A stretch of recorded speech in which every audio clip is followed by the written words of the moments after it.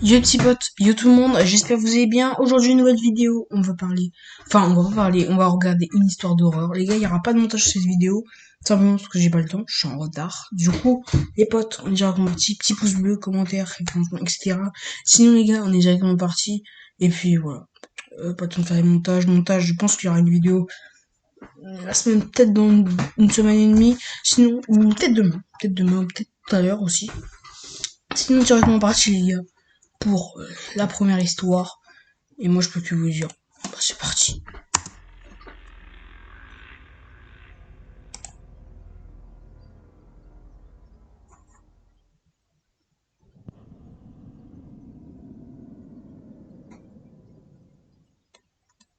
Je m'appelle Gaby, et l'histoire que je vais vous raconter aujourd'hui est une histoire vraie qui m'est arrivée. Quand j'avais 11 ans, ma famille et moi avons emménagé dans une nouvelle maison située dans une minuscule ville. Déjà, tu te dis, il y a un problème.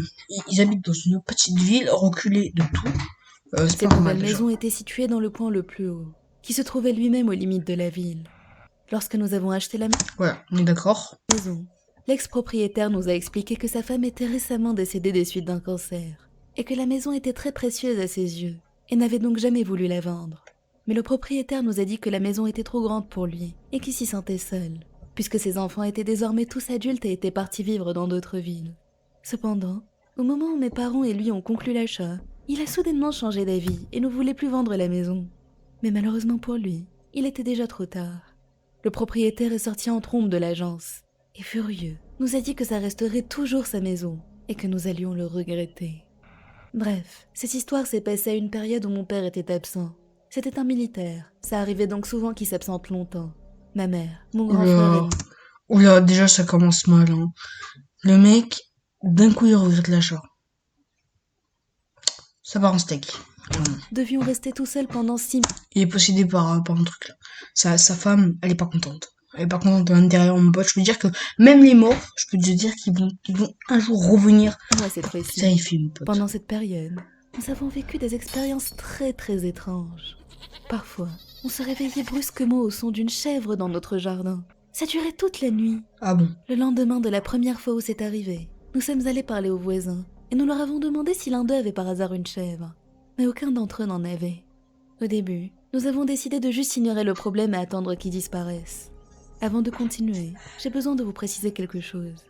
L'architecture de notre maison était plutôt étrange. Au rez-de-chaussée, il y avait ma chambre, la chambre de mon frère, la chambre de ma future sœur, et une longue passerelle très bizarre qui menait à la cour arrière. À l'étage, il y avait la cuisine, le salon. Les screamers, ça va pas. Déjà, il y a quelque chose de très étrange. Leur maison est constituée de en bas à gauche, la maison de la fille, le personnage principal, à droite, la fille du garçon, et au milieu, on va dire la chambre de la mère. Et la chambre de sa fille. Mais en haut, il y a la cuisine, le salon et tout le bordel. T'as compris les bails. C'est pas normal, normalement, c'est moi, par exemple, dans mon appartement, c'est en haut, les chambres. C'est en haut. Voilà, c'est que en haut, et puis sinon, bah, voilà, c'est pas normal, en fait. La construction de la maison n'est pas censée être comme ça. C'est, voilà.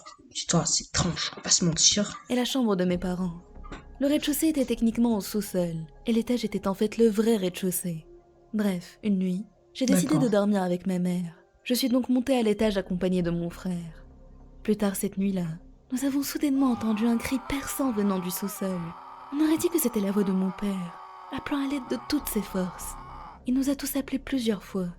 Ma mère s'est précipitée hors de la chambre, et était prête à dévaler les marches, mais juste avant d'emprunter les escaliers, et s'est brusquement stoppée. Elle s'est tournée vers nous, et nous a regardés avec une expression bizarre sur le visage. Mais votre père est toujours en Colombie? Comment aurait-il pu... Et la chose suivante que j'ai vue, c'était ma mère tombant brutalement dans les escaliers.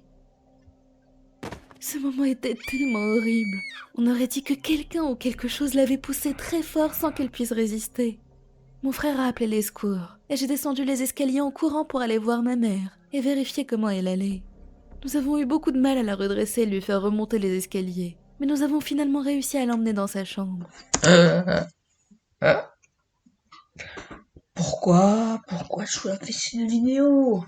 Ne regarde pas ces conneries, Noah. Maintenant, je m'imagine avec la porte qui grince derrière, que quelqu'un va rentrer, et ben non, Lorsque la police et l'ambulance sont arrivés, ils ont emmené ma mère à l'hôpital. 2 agents de police sont restés avec nous cette nuit-là. J'ai passé la nuit entière à pleurer sans pouvoir me calmer. Avec mon frère, nous étions terrifiés. Heureusement qu'elle a un grand À frère. cause de sa chute, ma mère a été blessée. Et malheureusement, nous avons perdu notre nouveau membre de la famille. Mais il y avait autre chose, quelque chose de terrifiant. Les médecins ont trouvé une grande trace de main dans le dos de ma mère, comme si elle avait été poussée par quelqu'un. Une enquête a dû être ouverte, mais l'affaire est toujours en cours parce que personne n'a été retrouvé dans notre maison en dehors de nous 3. Nous avons tous beaucoup souffert et vécu des moments très difficiles cette année-là, surtout ma mère. Elle a lentement glissé vers une dépression. Lorsqu'elle s'est sentie un peu mieux les mois suivants, nous avons aussitôt déménagé. Mais pendant la période où nous sommes restés là-bas, d'autres choses inexplicables se sont produites, même si moins graves que la chute. Des traces de panne appartenant à personne, des vases cassés et des choses comme ça. Mes parents ont mis la maison en vente lorsque nous sommes partis, mais personne n'a voulu l'acheter. Une chose est sûre, j'espère qu'on ne remettra plus jamais les pieds dans cette horrible maison. Je pense vraiment qu'elle est maudite.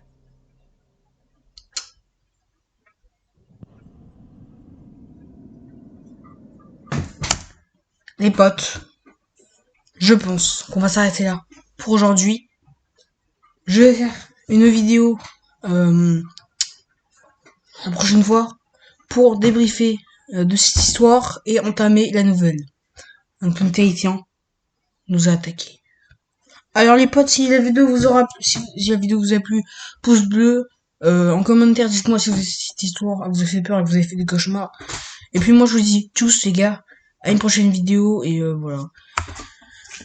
On débrief, c'est tranquille en vrai. Ce genre d'histoire tranquille sans montage, ça fait toujours un peu flipper. Moi je vous avoue que j'étais pas serein. Au moment où ça a poussé, j'étais pas serein. Je pense que ce genre de vidéo, on va en faire vraiment beaucoup, parce que faut vraiment qu'il y ait du contenu et tout le bordel. Et puis sinon, bah moi, je vous dis tous à une nouvelle vidéo, et puis voilà. Salut!